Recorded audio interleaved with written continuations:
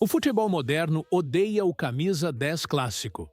Aquele jogador que caminha pelo campo, pensa o jogo e dita o ritmo, não tem mais espaço na elite. Carlo Ancelotti sabe disso perfeitamente. O que o técnico italiano está fazendo com Neymar na seleção brasileira não é um simples ajuste tático provisório ou um remendo para cobrir uma lesão.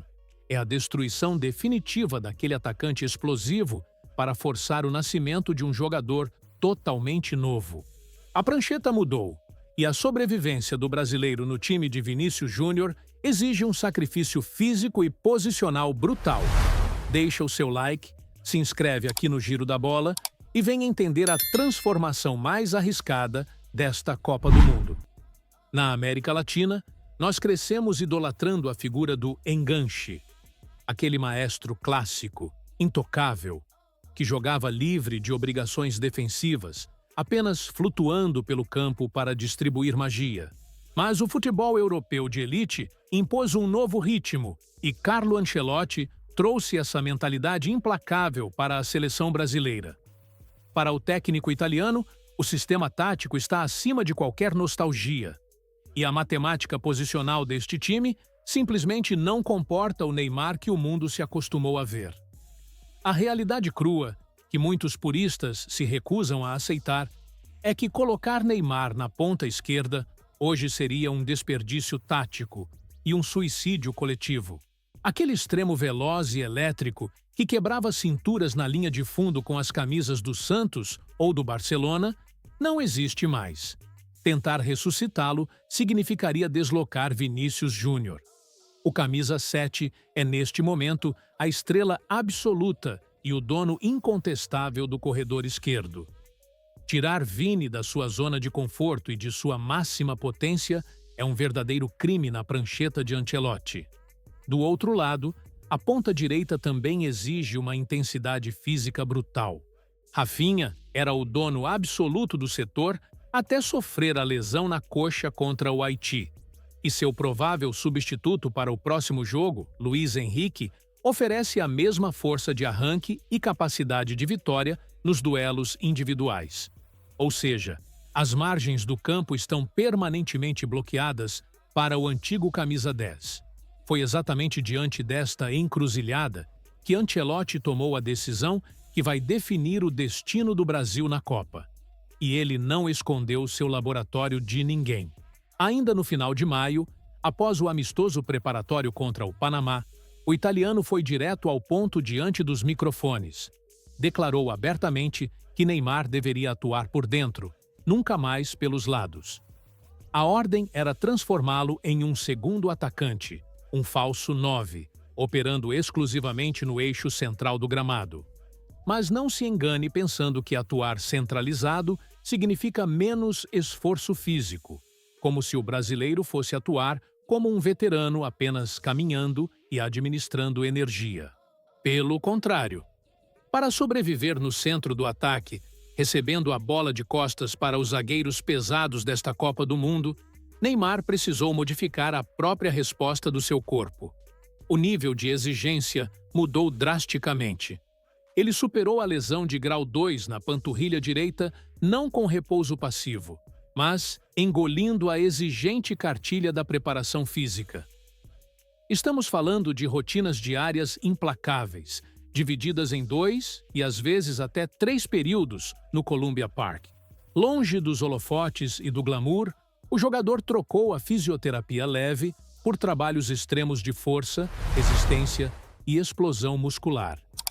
Para exercer essa nova função central de armador adiantado, o jogador não precisa mais de fôlego para dar piques de 80 metros pela lateral do campo. A física do novo posicionamento exige outra capacidade: força no arranque curto. Ele precisa ter base muscular para suportar a carga e o contato físico constante de um zagueiro europeu nas costas, além de explosão suficiente para girar em um espaço de apenas 1 metro quadrado, limpando a jogada em frações de segundo.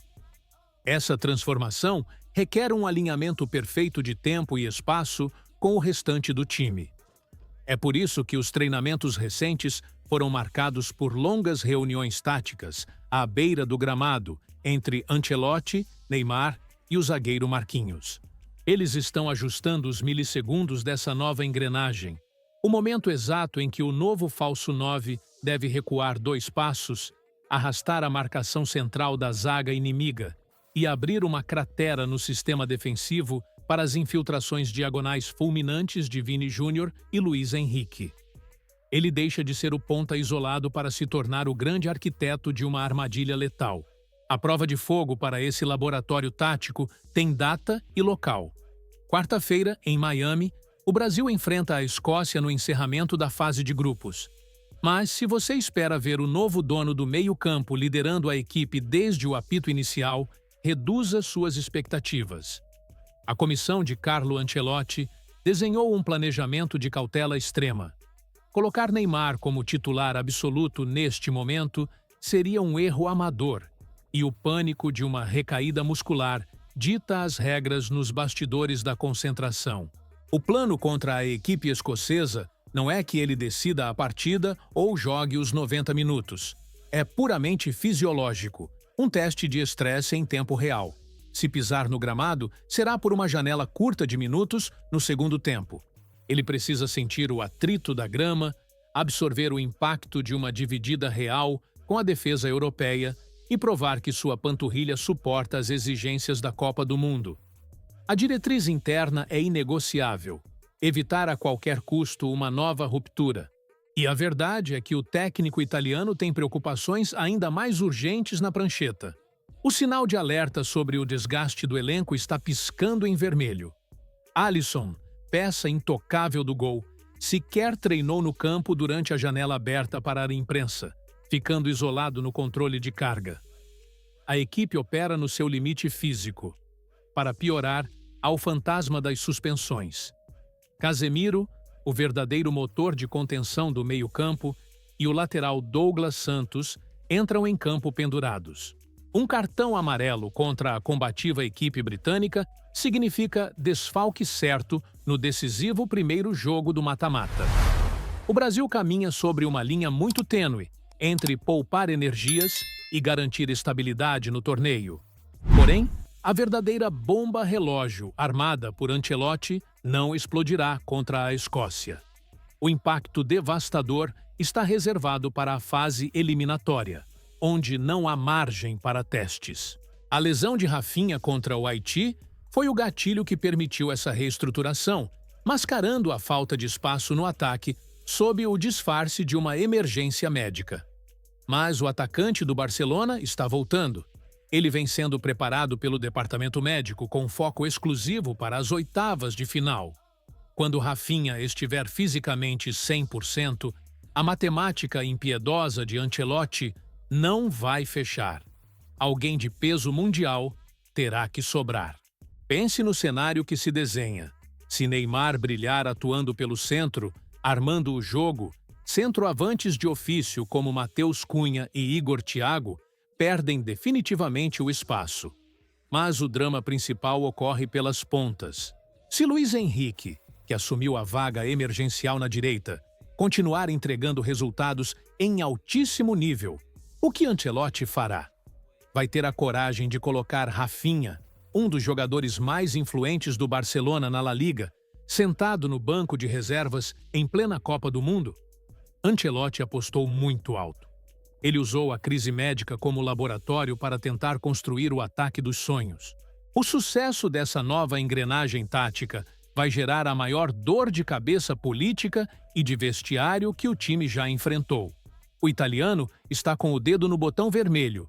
Se funcionar, o Brasil ganha uma força ofensiva avassaladora. Se falhar, ele terá bagunçado a estrutura da equipe exatamente na porta de entrada dos jogos que não perdoam erros. O que Carlo Ancelotti está fazendo vai muito além de um simples ajuste de peças. Ele está impondo o pragmatismo absoluto dentro de uma das seleções mais tradicionais do planeta, forçando a maior lenda recente do país a se curvar ao sistema coletivo, e não o contrário. É uma aposta de tudo ou nada, onde o peso da história colide com a exigência física do futebol moderno. Agora, o debate é com você, e eu quero saber de que lado você está. É justo o treinador sacrificar a titularidade de pontas explosivos que estão no auge físico, brilhando na La Liga, apenas para acomodar essa versão reinventada do Neymar? Ou esse choque de realidade imposto por Ancelotti é a única maneira de uma seleção do nosso continente voltar a levantar uma Copa do Mundo? Deixa a sua opinião aqui embaixo, nos comentários. Se você gosta de análise de futebol de verdade, sem filtros e direto ao ponto, já se inscreve no canal. Nos vemos no próximo vídeo.